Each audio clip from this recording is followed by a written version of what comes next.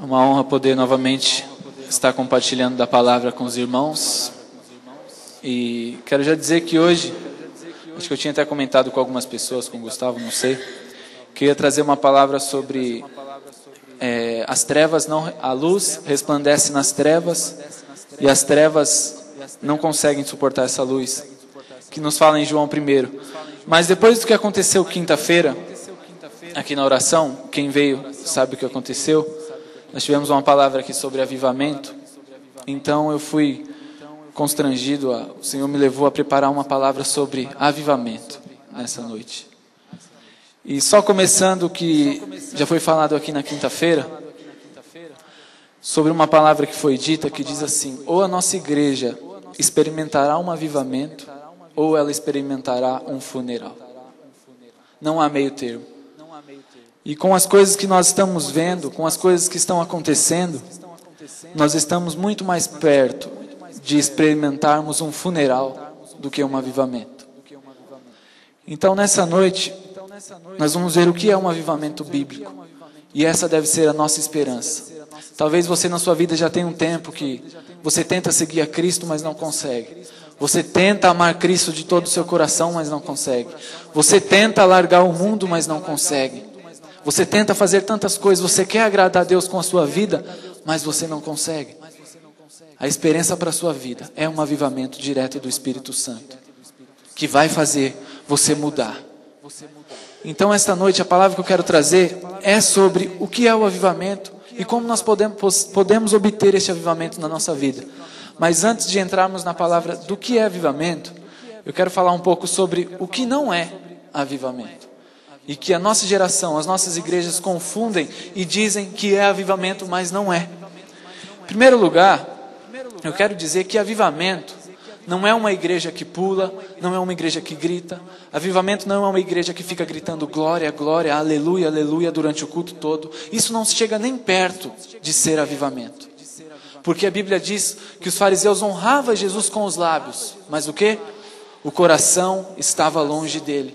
Então nós podemos facilmente estar aqui e gritar glórias e aleluias, e o nosso coração está tão longe de Deus como a lua está do sol. Então o fato de uma igreja ter muito glória, ter muito aleluia, não é sinal de que essa igreja é uma igreja avivada pelo Espírito. Um cristão que dá glória e aleluia o culto inteiro, isso não é uma evidência de que ele está cheio do Espírito Santo. Não que isso seja errado, não que isso não seja uma coisa boa, mas essa não é uma evidência, porque a Bíblia não diz que é.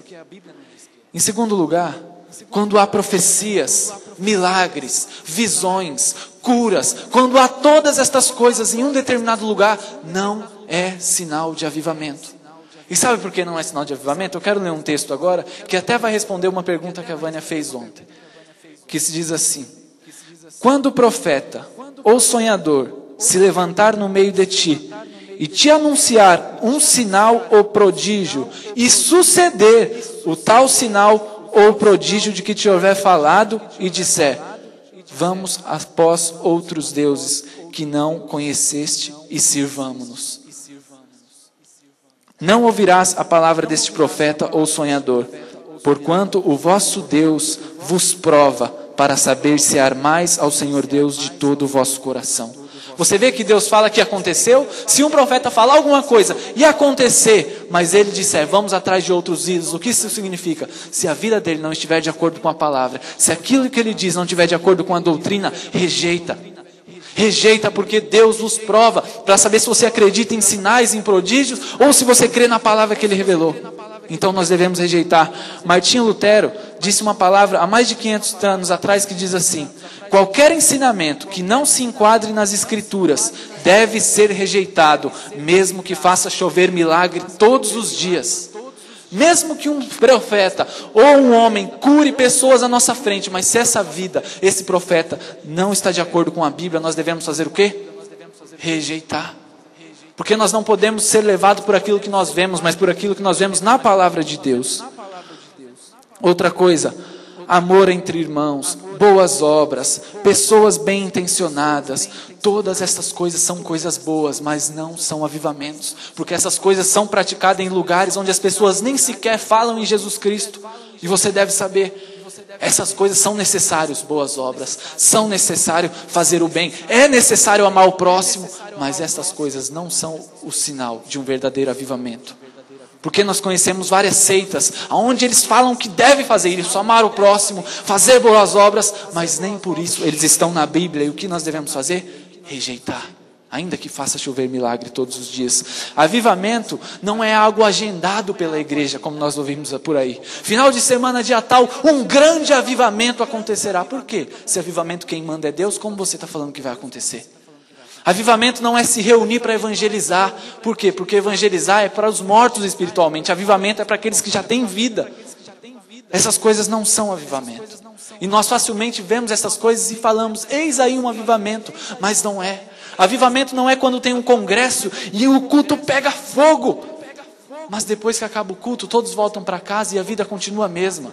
As pessoas vão para casa, continuam fazendo tudo o que sempre faziam, continuam assistindo tudo o que sempre assistiram, continuam fazendo, só foi o culto. Avivamento não é isso. Avivamento não é aqui no culto e depois você vai embora, é ao contrário. Avivamento é na sua vida durante a semana e isso vai se manifestar aqui no culto, no domingo. Agora que nós vemos que muitas coisas que nós vemos hoje não é avivamento, o que é um avivamento? Nós vamos para a Bíblia, mas antes de ir para a Bíblia, que é a nossa única fonte, eu quero dizer duas frases de dois reformadores, quando eles especificaram o que é avivamento. E eu gostaria que você prestasse muita atenção, talvez a sua vida depende disso, querido. Talvez a sua vida espiritual depende dessa palavra. Talvez a sua vida espiritual depende de um avivamento vindo direto do céu para a sua vida, e a sua vida nunca mais será a mesma. Os pecados que têm te derrubado nunca mais vão te derrubar. Você vai conseguir fazer o velho homem morrer, porque é só pelo poder do Espírito Santo que nós fazemos essas coisas. Como eu falei aqui quinta-feira, às vezes nós confundimos a nova aliança com a velha. Qual é a diferença? A velha aliança, as leis foram escritas na tábuas de pedra. Então Moisés deu para o povo e falou, toma, obedece. Alguém conseguiu obedecer? Não. E hoje nós acabamos tratando da mesma maneira. Aqui estão as leis de Deus, toma, obedece. Não dá. É claro que um marido quer amar a esposa como Cristo amou a igreja, mas ele fala, eu não consigo. É claro que nós queremos vencer o pecado e nós falamos, mas eu não consigo. É claro que você não consegue. Essas coisas só podem ser vencidas pelo poder do Espírito Santo na nossa vida. Não podemos vencer na força do nosso braço, na força da nossa carne. Temos que receber poder do alto. E nós muitas vezes mandamos esse poder embora por causa da bagunça que está aí fora hoje em relação ao Espírito Santo, à pessoa do Espírito Santo. Mas o poder do Espírito Santo é real e ele deve habitar nas nossas vidas. As duas frases. O que é avivamento? Avivamento é uma experiência na vida da igreja, quando o Espírito Santo realiza uma obra incomum. Ele realiza primeiramente entre os membros da igreja. É reviver dos crentes. Não pode reviver algo que nunca tem vida. Então isso é para crente. Avivamento é o revigoramento, um despertamento dos membros da igreja que se acham letárgicos, dormentes e quase moribundos. Talvez este seja o seu caso. Você está dormindo, você está quase um moribundo, quase morrendo na fé. Avivamento é para isso. Avivamento é quando o Espírito Santo vem e muda essa situação. Avivamento começa na igreja e termina na comunidade onde ela vive. Ela não se limita simplesmente aos membros das igrejas. Ela causa impacto em toda a comunidade onde a igreja de Deus está inserida. O avivamento começa aqui, conosco, e vai para fora automaticamente. Nós vamos ver o porquê agora. Gostaria que você abrisse sua Bíblia comigo em Isaías, capítulo 6. Vou ler do versículo 1 até o 9. No ano da morte do rei Uzias, eu vi o Senhor assentado sobre um alto e sublime trono. As abas de suas vestes enchiam o templo. Serafins estavam por cima dele. Cada um tinha 6 asas. Com 2 cobria o rosto, com 2 cobria os seus pés e com 2 voava. E clamava uns para os outros, dizendo, Santo, Santo, Santo é o Senhor dos exércitos. Toda a terra está cheia da sua glória. As bases do limiar se moveram à voz do que clamava, e a casa encheu de fumaça. Então disse eu, ai de mim, estou perdido, porque sou homem de lábios impuros, habito no meio de um povo de impuros lábios, e os meus olhos viram o Rei, o Senhor dos exércitos. Então um dos serafins voou para mim, trazendo na mão uma brasa viva que tirava do altar com uma tenaz. Com a brasa tocou a minha boca e disse: eis que ela tocou os teus lábios. A tua iniquidade foi tirada e perdoado o teu pecado. Depois disso ouvi uma voz do Senhor que dizia: a quem enviarei? Quem há de ir por nós? Disse eu: eis-me aqui, envia-me a mim. Essa é uma visão que o profeta Isaías teve em seu ministério. E aqui, nesse texto, embora nós não conseguimos compreender, olhando assim rapidamente, está todo o avivamento que o cristão precisa ter. Toda coisa que um cristão deve experimentar. E eu quero começar aqui. Ele começa assim: no ano da morte do rei Uzias. Ou seja, o Espírito Santo nos dá as circunstâncias em que Isaías teve essa visão. E se você for ler sobre o rei Uzias, ele assumiu o trono quando ele era novo, ele tinha 16 anos, ele já assumiu o trono de Judá. E o rei Uzias, ele reinou em Israel durante 52 anos, um longo reinado. Às vezes a gente vê o nosso presidente que reina por 4 anos, a gente já acha muito, mas esse rei reinou por 52 anos. E a Bíblia fala que ele fez o que era agradável aos olhos do Senhor. E o Senhor o abençoou. E se você ler, ele realmente foi muito abençoado. Ele venceu muitas guerras contra vários reinos poderosos. Ele deu prosperidade para Israel. Ele conseguiu dar coisas que Israel ainda não havia tido. Esse era o rei Uzias. Mas no final do seu ministério, a Bíblia relata assim: exaltou-se o seu coração para a sua própria ruína. O rei Uzias achou que ele era bom em si mesmo. Ele achou que aquelas coisas que ele tinha conquistado era por ele mesmo e que ele podia fazer tudo o que ele quisesse. Então o espírito dele se exaltou, ele foi no templo e ele quis acender incenso para o Senhor. Só que isso não era uma coisa que ele poderia fazer, era apenas os sacerdotes. Isso foi o comando que Deus deu de culto. O rei não apresenta incenso, o sacerdote apresenta o incenso. Mas ele quis fazer isso. E quando ele estava para fazer, os sacerdotes repreenderam ele, mas ele não ouviu. Acendeu e na mesma hora a Bíblia fala que ele ficou leproso. E ele foi separado da comunidade porque ele se tornou leproso. E então, o rei Uzias morre, e o seu filho Jotão, um menino jovem, inexperiente, assume o trono. E nessa época os sírios estavam à porta de Israel para guerrear com Israel. Imagina a situação que o país não estava. Perdemos o nosso rei, quem nos comandou, quem nos deu vitória tantas vezes, com lepra. Desobedeceu ao Senhor, a nação está em desobediência. O seu filho, um homem, um menino que não tem experiência, assume o trono e a guerra está à porta. Olha a situação que estava o país. Imagine você morando em Israel sabendo destas coisas, que a qualquer momento a sua filha, seu marido podia morrer por exércitos. É nesse tempo que Isaías vai ao templo. Ele ora e ele tem a visão. E a primeira coisa que nós vemos nesse texto, versículo 1 ao 3. A primeira coisa que Isaías viu, o Senhor assentado sobre o trono. Todo avivamento, querido, começa com o cristão olhando para o céu. Todo avivamento é uma visão do alto. Avivamento não começa com você olhando os perdidos e ficando com dó dos perdidos. Avivamento não começa com você olhando os seus problemas e tentando achar uma solução para os seus problemas. Não é assim que começa um avivamento. Avivamento começa com uma visão do alto. A visão que nós temos que ter primeiramente buscar nas nossas vidas, se nós queremos mudança, é uma visão do alto, uma visão do trono.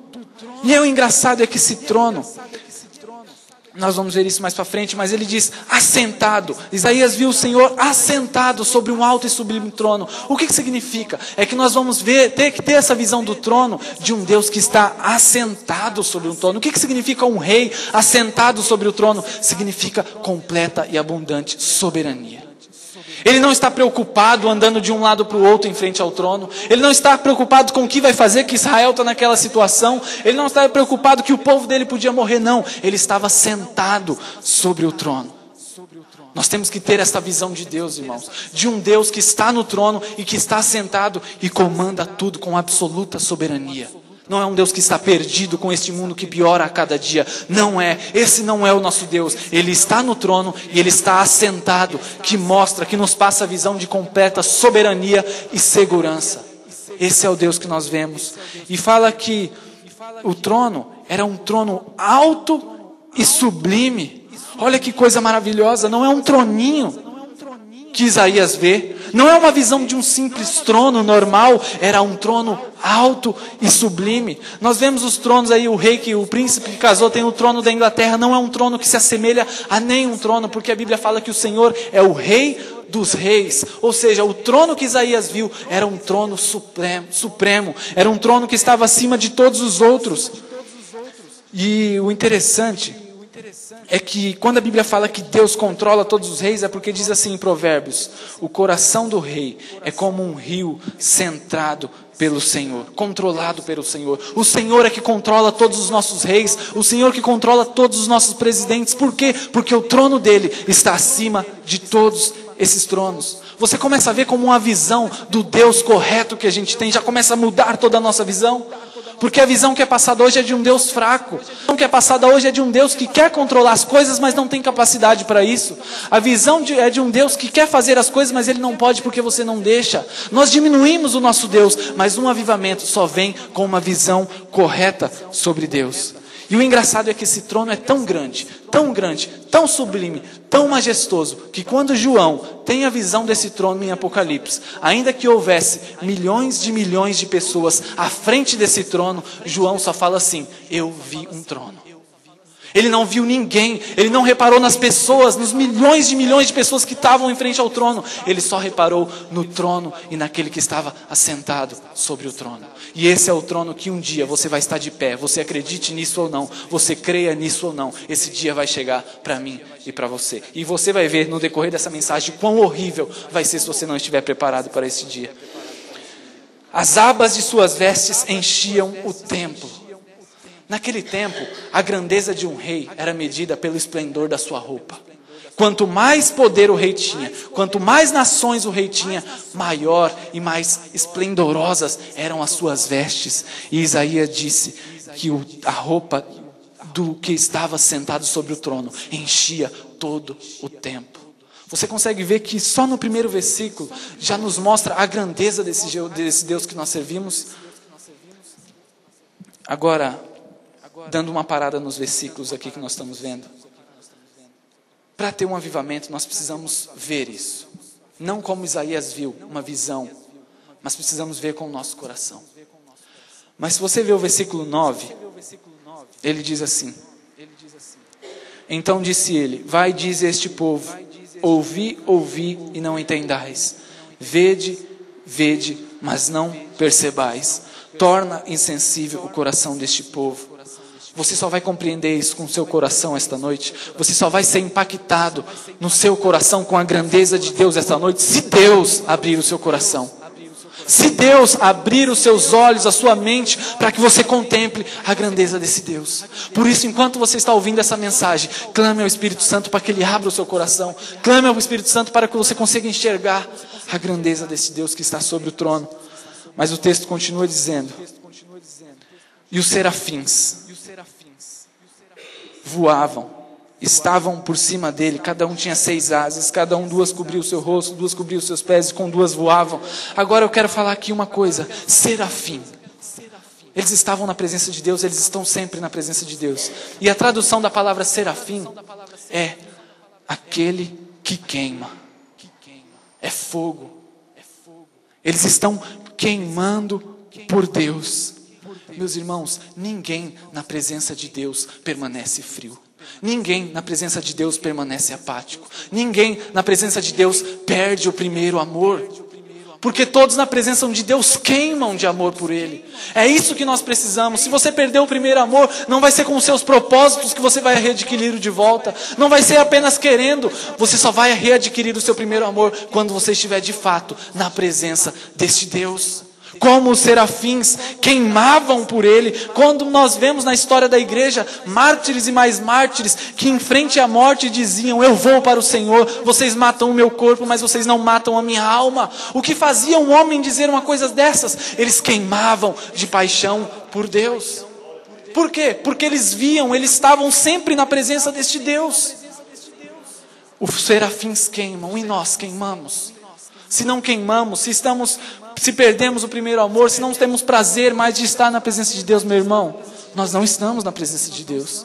Ninguém que está na presença de Deus perde o primeiro amor. Ninguém que está na presença de Deus brinca com o pecado. Isso é impossível. E nós vamos ver por que é impossível alguém estar na presença de Deus e ir relevando o seu pecado no próprio texto.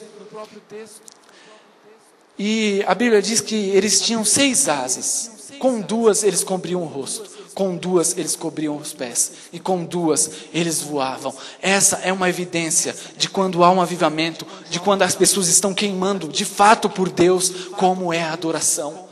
Vocês percebem o que esses serafins estão fazendo?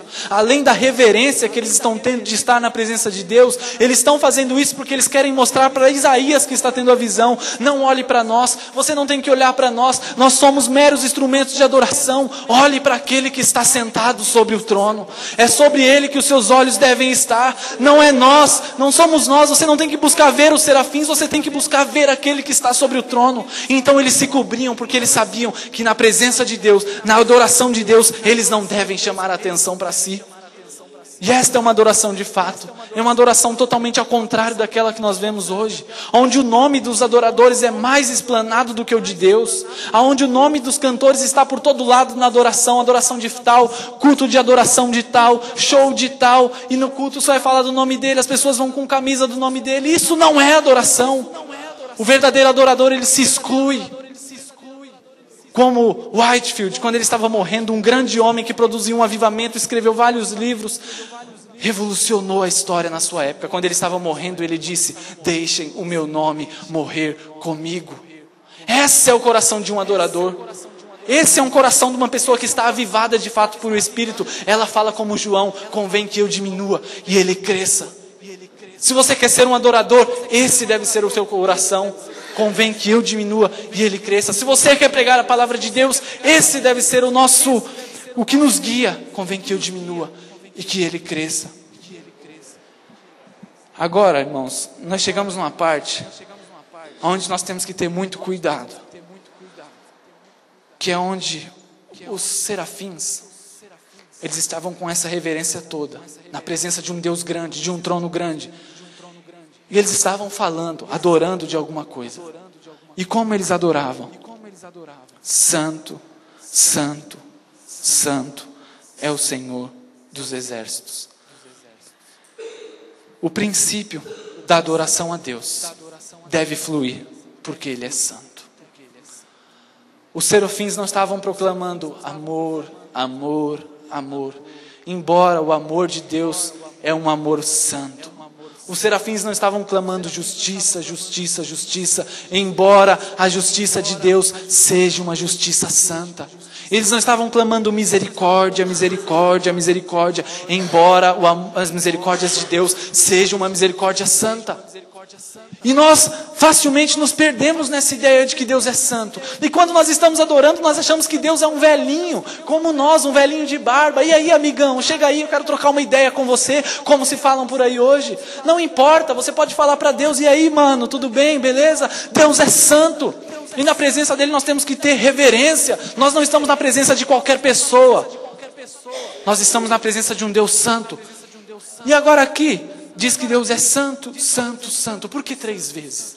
Se ele dissesse só uma vez, significa que Deus era santo. Se ele dissesse 2 vezes, significa que Deus é mais santo que todos os outros. Mas ele diz 3 vezes que Deus é santíssimo. Ele é transcendente. Nós não conseguimos compreender a magnitude da santidade de Deus. Você consegue compreender o que é um avivamento? Você vê como que não é só pular e gritar aqui na igreja e falar: uhul, estamos apaixonados por Deus. Você está vendo como ter um avivamento na nossa vida é ter uma visão dessa santidade de Deus e viver de acordo com essa santidade? Você consegue entender agora, de acordo com isso, porque a palavra de Deus diz que nem aos céus é puro aos olhos de Deus? Nem aos céus, irmãos, onde tem anjos, querubins, que são santos, nunca pecaram. E a Bíblia diz que nem o céu é puro aos olhos de Deus. Por quê? Porque Deus é 3 vezes santo. Ele é santíssimo. Ele é santo a um ponto que nós não conseguimos comparar. Uma vez um cético, um ateu, perguntou para Agostinho: se o seu Deus é eterno, o que ele estava fazendo da vida antes de criar homens, anjos? Agostinho olhou para ele e falou assim: ele estava preparando o inferno para pessoas como você. Por que ele respondeu assim? Porque nós temos que ter reverência de Deus. Muitas pessoas brincam e falam de uma coisa que elas não entendem. E o que nós não entendemos é a santidade de Deus. Nós temos que ter reverência, irmãos, quando estivermos adorando, quando estivermos no culto. Você tem que ter essa convicção que eu estou na presença não de um Deus velhinho, barbudinho e bonzinho, que é igual a mim, que tem as mesmas fraquezas que eu, que morre de amor por mim, que me idolatra. Não é esse o nosso Deus. O nosso Deus é santo, santo, santo. E santo significa 2 coisas. Ele é separado. Quando nós dissemos que nós somos santos, nós dissemos o quê? Que nós somos separados para o Senhor. E Deus é separado. Agora você já pensou ele ser separado 3 vezes? O tanto que ele não é separado, o tanto que ele não é próprio para si mesmo, o tanto que ele não necessita de nada fora dele, o tanto que ele é autossuficiente. Nós não conseguimos compreender a grandeza do nosso Deus. É por isso que nós vamos passar a eternidade de eternidade conhecendo este Deus e nunca vamos conhecer completamente, porque Ele é infinito. Segundo ponto de santidade é a santidade, a perfeição moral, de ser certo em tudo que faz. Quando nós falamos que um anjo é santo, porque ele faz tudo que é certo, ele é santo, ele não erra. Mas quando nós falamos que Deus é santo, santo, santo, que perfeição é essa desse nosso Deus? Que perfeição é essa que foi mostrada para Isaías? Que visão que nós temos que ter do nosso Deus? Nós compreendemos, irmãos, que para você ter fogo na sua vida com Deus, para você ter fogo e dizer como Paulo: viver para mim é Cristo e o morrer é ganho, não tenho a minha vida como preciosa, para mim tanto faz viver como morrer, eu quero estar com Deus. Só vai acontecer isso na sua vida quando você tiver uma visão desse Deus. Não vai acontecer se você não tiver, pode esquecer. Você deve procurar ter uma visão desse Deus, clamar dia após dia: Senhor, revela-te a mim, mostra quem Tu és para mim, Senhor, porque eu estou fraco, estou morrendo, mostra-me quem Tu és. E Jesus disse que Ele conhecia o Pai perfeitamente e Ele revelava o Pai para quem Ele quisesse. Então clame, porque Jesus irá te revelar este Pai. Nós devemos ter um conhecimento teológico da Bíblia, porque é pela Bíblia que nos mostra quem Deus é, porque essa palavra nós estamos tendo aqui, porque a Bíblia fala, mas nós não podemos parar apenas aqui, nós devemos buscar a Ele em oração, buscar a Ele em momentos sós em nosso quarto, para que esse conhecimento não pare apenas na nossa cabeça, mas desça para o nosso coração e inflame nossas vidas. Agora, o avivamento começa com o olhar para Deus. Deixa eu ver que hora que é. O olhar para Deus. Vamos apressar que ainda falta um pouquinho, já são 8 horas. Quando nós olhamos para Deus, o que acontece? As pessoas dizem que estão na presença de Deus sempre, que têm comunhão com Deus, que adoram Deus, mas tudo na vida delas é sempre: uhul, maravilha, somos soldados de Cristo, exército da salvação, vamos fazer isso, vamos ver aquilo. Não que estar na presença de Deus não exista alegria, existe alegria. Não que estar na presença de Deus não é bom, não tem alegria, tem isso. Mas quando tem somente isso, não é na presença de Deus que você está. Porque após contemplar esse Deus santo, o que Isaías disse?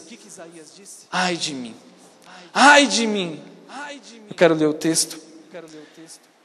Ele diz assim, versículo 5: Então disse eu: ai de mim, estou perdido, porque sou homem de lábios impuros e habito no meio de um povo de lábios impuros, e os meus olhos viram o Rei da Glória. Irmãos, diante da visão de Deus e da sua santidade, nós conseguimos ver quem nós realmente somos. Você consegue ver que se você está na presença desse Deus que nós vemos agora, que é 3 vezes santo, o que você vai ver quando você olhar para você?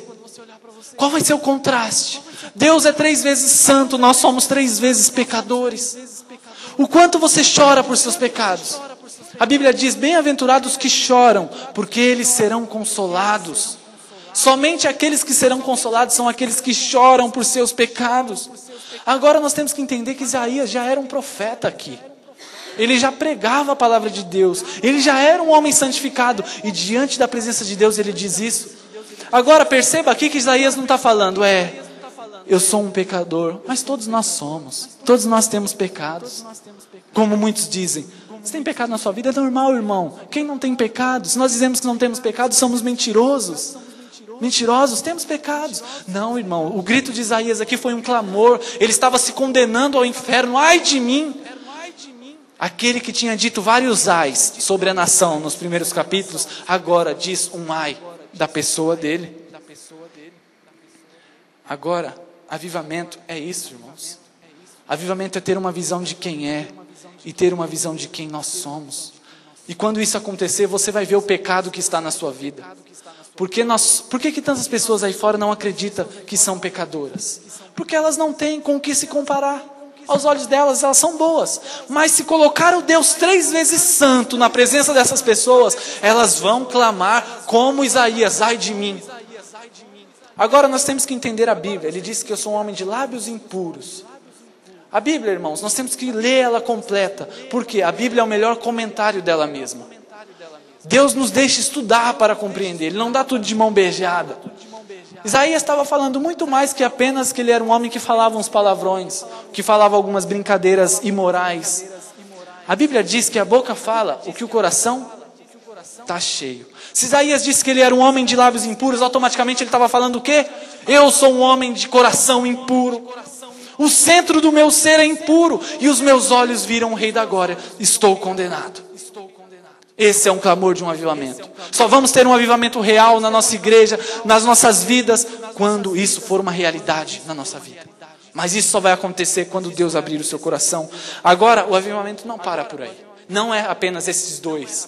Veja o que acontece. Versículo 5.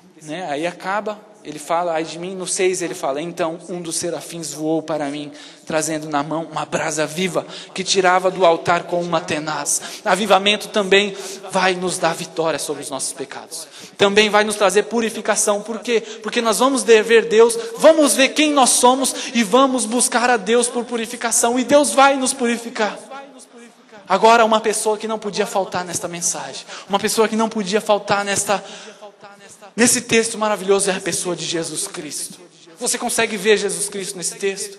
Você consegue ver Jesus Cristo saindo do trono do altar como uma brasa viva e vindo até aqui para nos purificar de todas as nossas imundícias? Você consegue ver que o único motivo por qual Deus não obedeceu Isaías, obedeceu e condenou ele ao inferno era por causa dessa brasa que ele ia purificar Isaías? Se não fosse Jesus ter vindo e pago pelos nossos pecados, Deus nunca poderia nos purificar, porque Ele é 3 vezes santo. Ele teria que nos condenar por toda a eternidade. Mas havia uma brasa viva do altar. E esta foi tirada e purificou o profeta Isaías. Então nós temos avivamento, é a visão de quem Deus é, contemplamos a santidade de Deus. Em seguida, nós contemplamos quem nós somos e clamamos a Deus por misericórdia. E então Deus nos dá a vitória, nos purifica dos nossos pecados. E aí, para por aí? Não, irmãos, não para por aí. Nós continuamos o texto. Depois disso, ouvir uma voz do Senhor que dizia, quem enviarei? Quem há de ir por nós? Disse eu, envia-me aqui. Envia-me a mim. Eis-me aqui, envia-me a mim. Você vê que prestação. Por quê? Porque a pessoa que contempla a santidade de Deus e contempla a si mesmo e é perdoada, purificada pelo Senhor, ela vai ter zelo em evangelizar, de levar a palavra do Senhor. Às vezes nós só queremos pegar, eu queria tanto ter zelo para evangelizar, queria tanto que esse fogo saísse de mim, mas irmãos, isso não vai sair enquanto você não for zeloso pela glória de Deus, pela santidade de Deus. Se nós fazemos isso, nós estamos colocando os bois na frente atrás da carroça. Estamos trocando as coisas. Primeiro nós contemplamos este Deus maravilhoso. Nos firmamos na presença dEle. Porque há muitas pessoas que querem evangelizar, que querem falar de Jesus, mas nem elas estão firmes na fé. Como que vão evangelizar?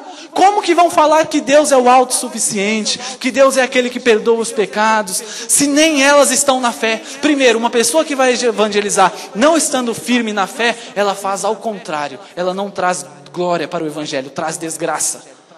Porque o ímpio fala, se esse evangelho é tão bom, se esse Jesus é tão bom quanto você fala, por que você não está firme ainda? Esse é o pensamento que eles têm. Isso que o diabo acusa. Ué, se isso aí desse certo mesmo, ela estaria firme. Se nem ela está firme, por que você vai tentar? Você está vendo qual é as causas de nós queremos falar a palavra de Cristo sem antes estarmos firmes na fé? Você vê que a gente atrapalha ao invés de ajudar? Não, mas eu conheço uma pessoa que estava fraco e evangelizou para outra e hoje a pessoa está melhor. Irmãos, mas nós não podemos criar nossas teorias em cima de algumas coisas que acontecem de vez em quando. Nós temos que estar firmes na fé. Eu até pulei aqui tudo por causa da hora. Agora, irmãos, só para terminar, abra sua Bíblia comigo em Lucas 11. Avivamento, irmãos, essa visão de Deus não é quando nós queremos. É quando Deus nos traz. Lucas 11, versículo 9.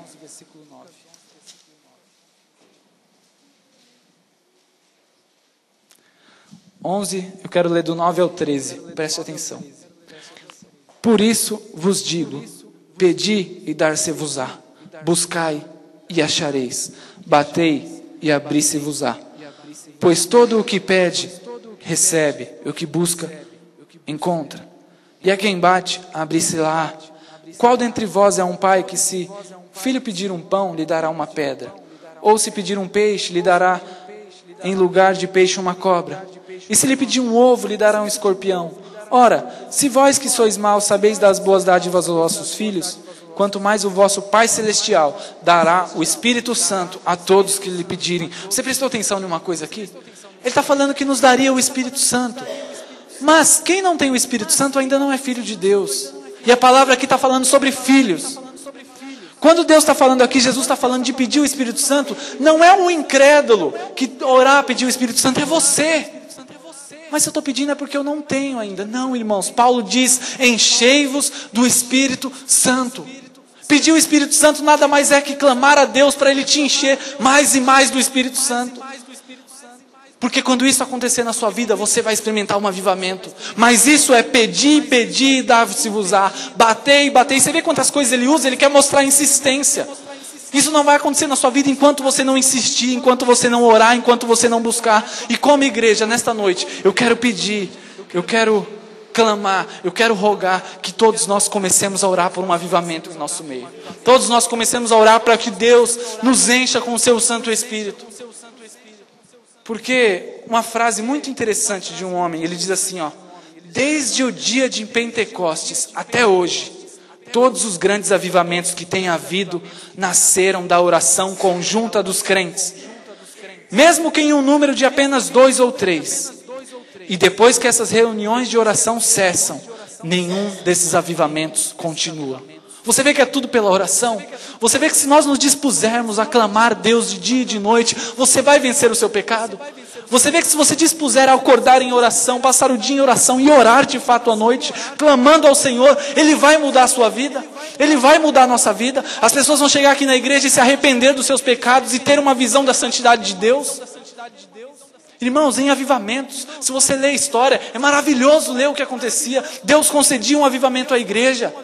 E depois que a igreja experimentava esse avivamento, a cidade, a comunidade inteira era convertida. Iam às igrejas, mas depois o orgulho sobe ao coração do homem, eles param de orar e Deus retira tudo novamente. Mas nós devemos orar, devemos buscar. Paul Washer diz que quando a igreja, o conjunto de crente, está comprometida a orar por avivamento, esse já é o primeiro fruto do avivamento. Porque Deus, quando Ele quer dar o avivamento para a igreja, para impactar a cidade, para impactar a igreja, primeiro Ele coloca no coração dos crentes o desejo por isso. E faz os crentes buscar isso, para que depois Ele possa dar e coroar os seus próprios dons. Para não dizer que o avivamento é feito do homem, para não dizer que o avivamento vem pelo homem, não. É Deus que dá a vontade de orar, é Deus que nos leva aos joelhos e é Deus que nos concede. Agora, para terminar, o versículo 9 de Isaías diz que o povo estava com os olhos que não viram, com o coração insensato. Eu quero dizer o seguinte, se você for para sua casa hoje e nada mudar na sua vida, você chegar e fazer as coisas que você sempre faz e trabalhar amanhã como você sempre trabalhou, a sua vida continuar do mesmo jeito, você não obteve nada aqui hoje. O Senhor não abriu os seus olhos para você ver, o Senhor não abriu o seu coração para você enxergar. Não aconteceu nada, foi apenas mais uma palavra. Foi apenas mais uma palestra que será usada contra você no dia do julgamento. Que você não leve esta palavra como uma brincadeira, que você não apenas diga é verdade, mas que você se levante e vá aos pés do Senhor buscar esse avivamento na sua vida. Amém.